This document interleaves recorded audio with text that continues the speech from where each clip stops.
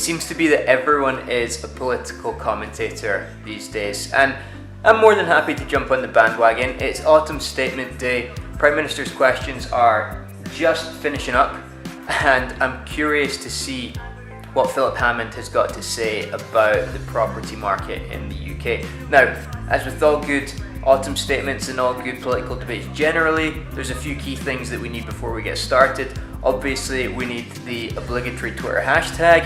We need something in case of celebration. I have faith that this is going to get popped today. Could be wrong, could be misguided, could be completely disappointed, but I'm ever the optimist, and it would be nice to see some good things coming for us property investors. Equally, we need someone to celebrate with. I have no one, so he's going to have to do as usual. He doesn't even seem that convinced, but he will celebrate with me. And it wouldn't be politics, certainly wouldn't be UK politics, without some nice eggs, just in case it all goes horribly wrong. Anyway, as soon as Prime Minister's questions are finished, which should be any minute, Phillip Hammond will be delivering his statement, and let's see what he has got to say about the property market.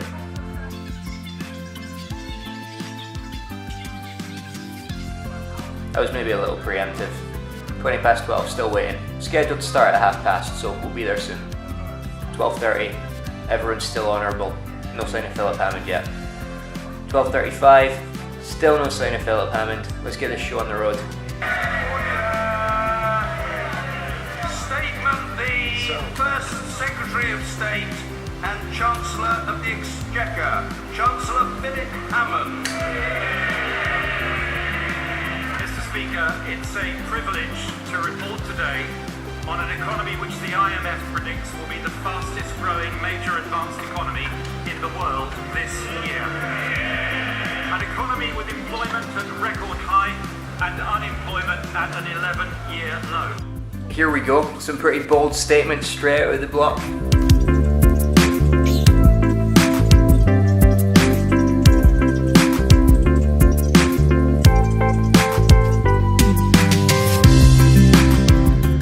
So it's half an hour in, very little on property so far. It's obviously quite far down his priority list. That bottle of champagne might well be going back in the fridge today.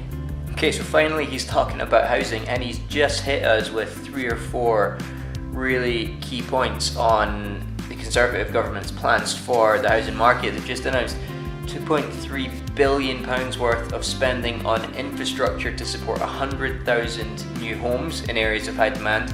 I think it was £1.4 billion of additional spending creating 40,000 new affordable homes.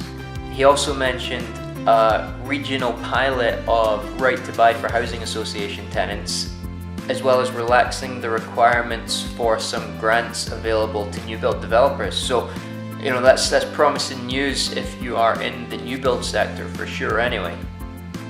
Okay, he's also just announced a further 3 billion plus 3.15 billion, I think he said, getting spent in London alone on 90,000 new affordable homes. Okay, so some bad but expected news here regarding letting agency fees. Phillip Hammond has just said it is unfair that tenants should pay fees to letting agencies when it is the landlords that instruct them. Now, I think we all knew this was coming. It's been in the news a lot over the past couple of days, but I mean, what an absolute joke. Does he not believe that the letting agencies do anything for the tenants? At the end of the day, they're the ones who want to rent the houses. There are checks that have to be made to ensure the tenants are suitable. There's a whole host of work that goes into the tenancy side of things as well as the landlord side of things. The landlords are already paying for their element of the fees. It's a joke.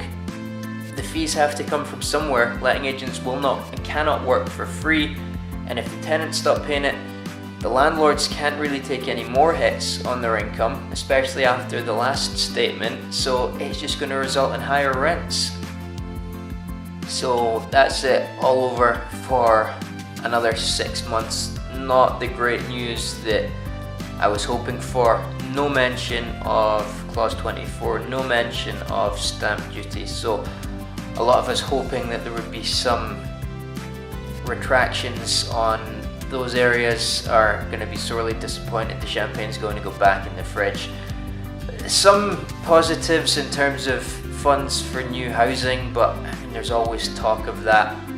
If you're a new build developer, you might be able to see that coming down to you in the way of grants, but ultimately for the average landlord, the average Joe Blogs property investor, not a huge amount to get excited about today, unfortunately. Now, given the entire statement I think was only 64 pages, and they say it's normally about 100 pages, it shouldn't take people too long to get through all of the details of it and see if there is anything that wasn't mentioned in his speech that is of benefit to us. But it's not looking overly promising. We'll find out over the next couple of days if there is anything worth getting excited about. And I'm sure the next time Mr. Mishevic joins us on the podcast in our monthly update, he will be able to give us some more insight into what exactly some of these announcements make. But for now, that's it. The statement is over. Back to work, and I'll see you all soon. Oh, and don't forget to subscribe on YouTube, where we've got a whole host of videos on property tours, podcast guests, and educational content. We've got financial deal analyzers and all sorts of good stuff. So head over to YouTube and subscribe to our channel.